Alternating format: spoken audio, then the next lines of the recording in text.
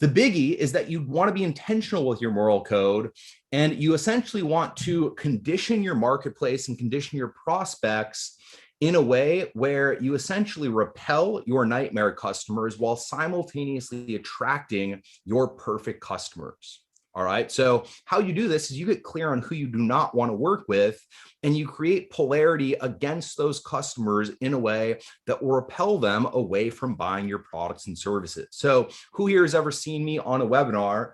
And at a certain point in the webinar, I say who this is not for. This is not for you if you want to get rich quick. This is not for you if you think that the system is going to do all the hard work for you. This is not for you if you think that you're going to buy this thing and instantly become a millionaire overnight, because that's not how it works. If you have that belief system, well, guess what? It's just never going to happen. And you completely and totally are upside down to your thought process, right? I intentionally, essentially scorn that style of thought process, because when I scorn that style of thought process, two things happen simultaneously. Firstly, the people who have that belief system that I'm scorning, and the key distinction is I'm scorning the belief system, not the people who have that belief system will very quickly be repelled, right? So they won't purchase. But the people who agree with me, and this is the big part, the people who agree with me and the people who have the same belief system will immediately become magnetically attracted to me. All right. So what happens when you share a value with someone and you say, God, this thing drives me nuts, and it also drives that other person nuts that you just shared the value with? You guys have a bond based on having the same common enemy, like I already talked about earlier in the event, right? So whenever you can create a common enemy and you can share that common enemy with someone else, your bond and your, relationship with that person will strengthen just based on having the outside external common enemy. Now, examples here, right? So here's my moral code. Now, this doesn't have to be your moral code. This can just be, again, an example for you to work off of. You could literally be exactly opposite, right? I know marketers who love the hardcore business opportunity marketplace, and their moral code is that they want to freaking get as rich as humanly possible. They want to get rich quick, and they want everyone to get rich quick, and that's their moral code, right? So if that's you, that's fine.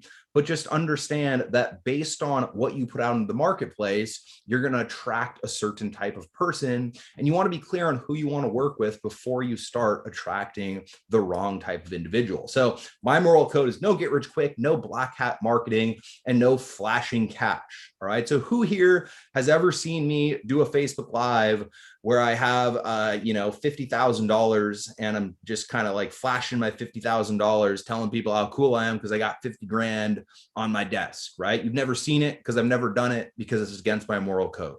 And I'm clear on that, right? No wanting the system to do all of the work for you. I already asked you on webinars, do you hear me say, this is not for you if you want the system to do all the hard work for you? Again, it's against my moral code. And I do not want to work with people who get started with the coaching program and then say, okay, I'm started. This thing should be done for me. Where's the money, right? I intentionally say, this is not for you if you want the system to do the work for you, because I do not want to work with that type of person. Hard work is the key to any success in life. I want to work with hard workers. I want to work with people who are dedicated. I want to work with people who are committed to putting in the hours in order to create success. And that's why this is part of my moral code.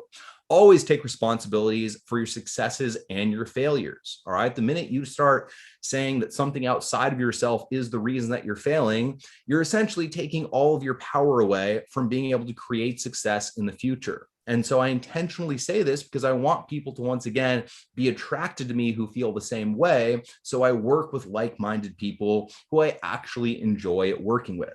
Investing in yourself is the highest form of entrepreneurial maturity. I completely and totally wholeheartedly, believe that. And that's why I put this into my moral code: substance over style. All right. I'm all about substance, a little bit about style. You want to have some style in your marketing. You want to have, again, your attractive character from a style perspective dialed in just a little bit. But again, this comes down to, I'm not all about flash, right? I have a nice car and I show it sometimes, but I'm not out there on Instagram sitting in front of a Ferrari taking photos on my Ferrari, because that's not who I want to be within the marketplace. All right. Last, let your results do the talking. All right. So it's infinitely more powerful to create a result and share the result you've created than constantly telling people how good you are, how cool you are, how strong you are as a marketer, et cetera. Let your results do the talking, and you essentially position yourself correctly within the marketplace, and people will actually want to follow you long term. So this is my moral code. You can take what you want from it. With that said, be sure to create your own as well. Next, you must have and admit that your character essentially has flaws without asking for sympathy. All right. So let me ask you this. How do you feel when you follow someone and they're absolutely perfect? Let me know in the comment section. How does that make you feel when you follow them and they're absolutely perfect? And it's kind of like, oh my God, this person never does anything wrong. This person has zero, weakness. This person has zero vulnerability. This person has zero weak. They're just kind of like a machine, right? Exactly. It makes you feel like you might not be able to create success. It makes you feel like the person isn't necessarily real, almost unbelievable. James, exactly, right? Skeptical. Ruben, love it. So again, when you share your flaws, when you share your down moments, when you share kind of the things that have happened to you that might be weaknesses, but also how you've overcome them, what you do is you make your audience understand that you're a real person. All right. You create more relatability with your audience based on the fact that your audience understands that there's no such thing as a perfect person. So why are you trying to be perfect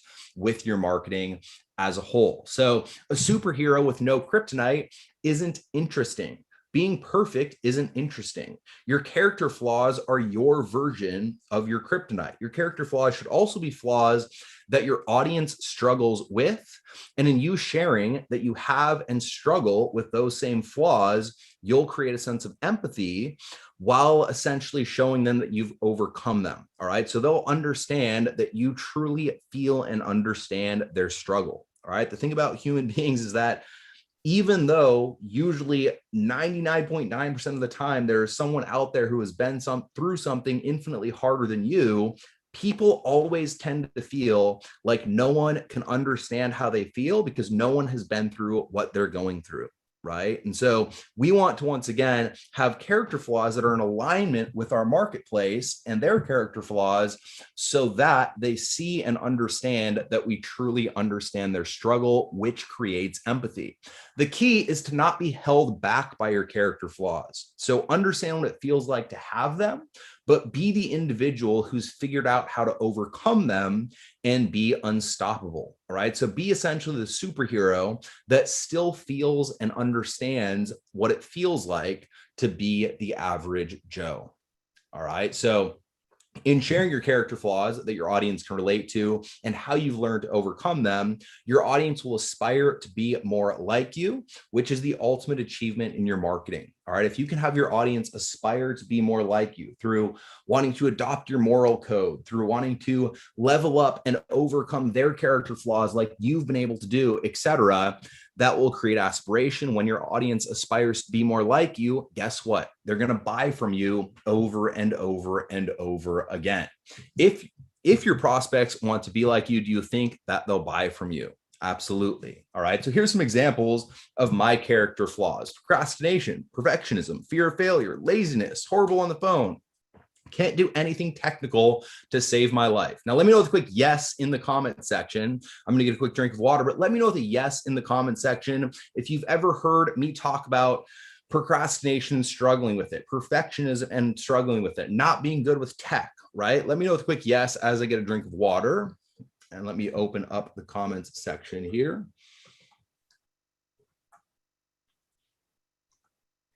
Yes, all the time, right? So I constantly share how I used to, be a perfectionist, but then I talked to my mentor and my mentor said that perfect is the enemy of done. And sometimes it just has to be good enough.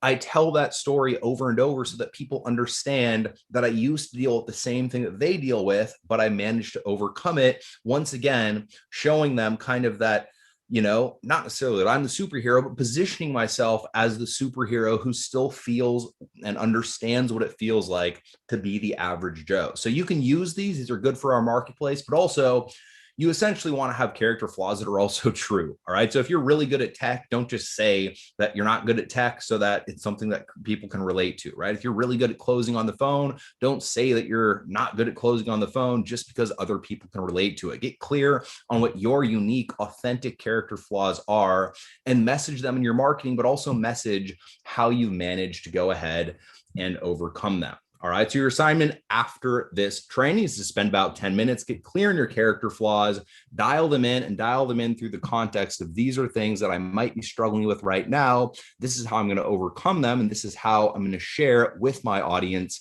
how I've overcome them once again in my marketing. All right. So that's number 4.